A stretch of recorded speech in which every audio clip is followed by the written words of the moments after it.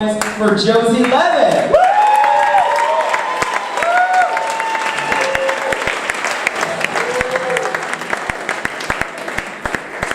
Thank you, queer people, for coming to comedy. You're all cheap. That's why you're coming to a free show. All right. Who's affiliated with the Pride Center? Raise your hands. I know some of you. If you don't know this, May 13th is our annual celebration. At Echo, you have to come. Now Kim Pound pissed off going to be shit about not announcing the celebration. Okay, we're done with that. PSA is now over. What happened over here during this set, though? I don't know. Very funny. And aren't all these guys great, by the way?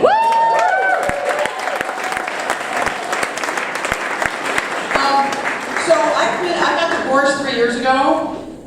It's okay. And we were lesbians. We got divorced. We're still best friends. It's like, do you want to be married? No. Want to be best friends? Yes. Worked out great. But I realized something. I've lived alone now for 3 years, and I have no adult supervision. It's like I'm a 16-year-old with some money, a car, whose parents are never fucking home. I have a dog, and she looks at me sometimes and she just says, like, that's not a good idea, Mom. I'm like, no, I can trampoline alone in the rain. Of course I can. I did that, and I realized two things. One, I'm terrified of trampolining, and I need a new roof. When I do that joke in Burlington, they're like, what? Get it? They're like 20 minutes like, oh, I had someone come up to me afterwards, like, I finally got your joke. I'm like, thanks for sharing. Here's a card. You might want to see somebody about that. So now I'm single. And, you know, I was married for 20 years, faithful for 20 years, and so I'm dating. And dating is different. And I was dating someone, and you know, it's like someone's signature move in bed. Like, the move is like their go-to move. And they think this is the move. And you're like, what the fuck was that?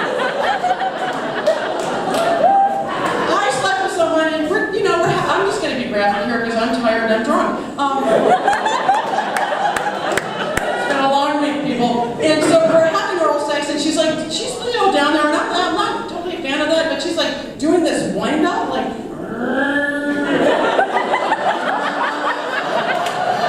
And I'm like, are you teasing me? Like, what are you doing here? And then she like goes in, but she's like.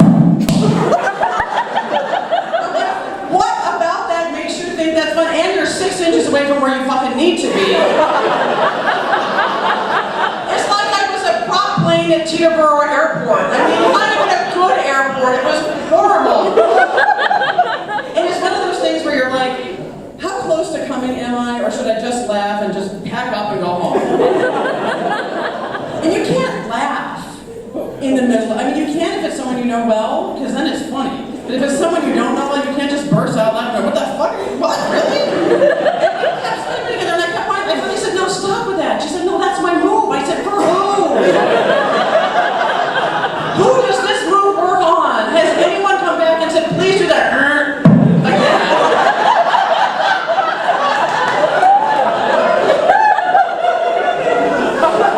I hope she's not here.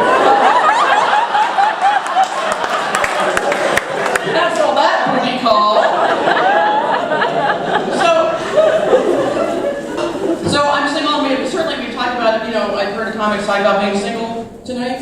I've done online dating, show of hands, online dating. Okay, the people I actually had online dates with or forgot to message back, you don't need to raise your hands because I know who you are. And I'm sorry, I got really busy and I didn't mean to be a bitch. I feel better having said that, I do, because I just got busy. Okay, so lesbian online dating. None of you want to raise your hands, but half of you look familiar. Hockey Chick 68.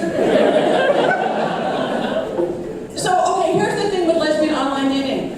No one takes a stand. They want everything. They want everyone to think they're going to do everything they want to do. So they have these sentences that don't mean anything, like adventuresome homebody seeks same. I'm like, what does that mean exactly? Are you like running around the house with knitting needles? Are you watching Downton Abbey?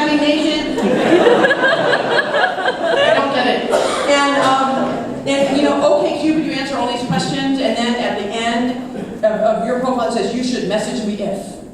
Kind of cute. In mine, I got matched with someone and her thing said, you should message me if, and I am not making this up. You want to join my suicide pact. Serious takers only, must have own funds. I wrote to OkCupid and I said, what fucking question did I answer to get matched with this lunatic? And then I went bisexual for a week. Okay, it could happen. It could. After I got divorced, I slept with a man, and I went to the gynecologist, and you know that form was like, have you been sexually active with a woman? Yes. With a man? Yes. And she's going through my thing, and she's so good. The gyno's a gay lady, lesbian, gay lady. I don't know. She's a gay lady. You know, she's a gal. We call her gals.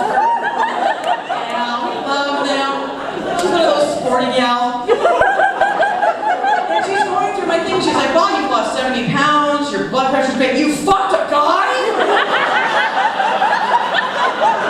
I'm like, wow, calm down. And she's like, no, sexuality is very fluid. I'm like, okay, nice try. So I went bisexual for a week to see what the online dating world was like with guys. Oh my God, you guys can't spell. This one guy messaged me, first of all, his name was Southern Way 69. I was like, oh, really, sweetheart? And he messaged me something, and I just said, can I ask you something? And he said, yes. He said, are a lot of words underlined in red on your computer? And he said, how did you know? And I said, because it's not called orgasm. Unless you're Lady Gaga. And he said to me, he's so funny, he said, I'm not a perv. No one needs to know about us. I'm like, yeah, because you can't spell. If you can't spell orgasm, probably you can't give one, is what I'm getting. So hang on, look at my thing here. Oh, so midlife crisis. So that's the other thing that I'm trying to get to words. You can have a midlife crisis. It's way cheaper than buying a Mini Cooper. And it also means, thank you, somebody got that. It also means pretty much you can fuck whoever you want and no one can get mad at you. It's like, what's Josie? No, she fucked that girl again. Well, she's having a midlife crisis. Yes! But here's what I discovered. For some reason, I've been in this spate of dating women like 15 to 20 years younger than me, which is so stupid. We're trying to stop the train, but I can't seem to get off the train. But here's how you know you're sleeping with someone too young. When you have to take an injury timeout during sex.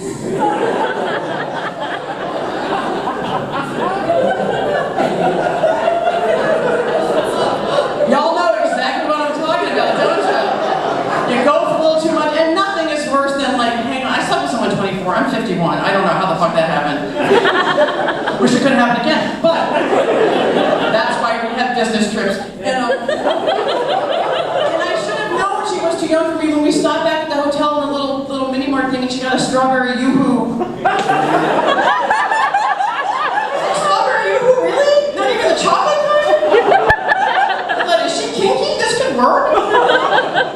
But so we're in the middle of things going great, and I was like, hang on. She said, what? I said, I got a hip thing. A hip thing? Would you like to see my AARP card? I mean, come on. So anyway, yeah, so I'm trying not to do that anymore. And apparently hip flexors are very important because the only reason I go to yoga is so I can be better in bed.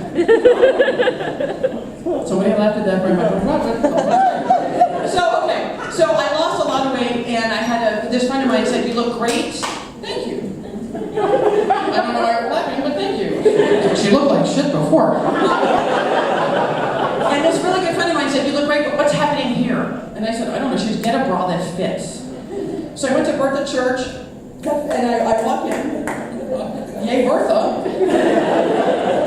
And she said, can I help you? And I said, I'm here to buy the only thing you sell, which are bras. And she said, what size are you? And I said, well, here's the thing, I don't know. I said, but I know how much they weigh. And she said, how is that? I said, Weight Watchers food scale. It's not just for tuning. Pop them on, weigh them. You get stoned at home, you're alone. What the fuck else are you doing?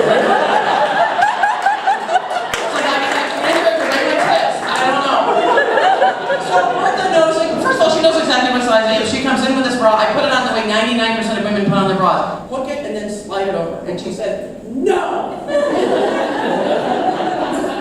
And then she pushes my head down. And suddenly I'm looking at Bertha, I'm like, Bertha's got some spark. And then she had this look in her face, and I said, do I need a safe word for what's